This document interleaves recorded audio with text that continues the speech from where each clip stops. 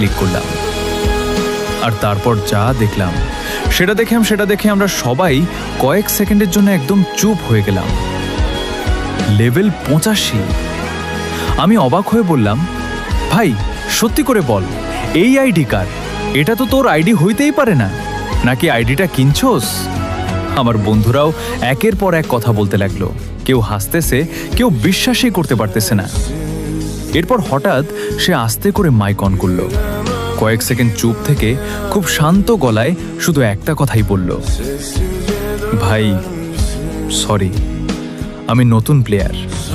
ওই কথাটা শোনার পর আমরা আরও বেশি অবাক হয়ে গেলাম, কারণ একজন নতুন প্লেয়ারের মুখে এই কথা মানা যায়, কিন্তু লেভেল 85-এর একটা আইডি দেখে সেটা বিশ্বাস করা সত্যিই কঠিন ছিল। এরপরও আজ পর্যন্ত আমি বুঝতে পারি নাই সে সত্যিই নতুন ছিল নাকি নিজের খারাপ পারফরমেন্স লুকানোর চেষ্টা করতেছিল। পার্ট 1 পিন করা আছে, চাইলে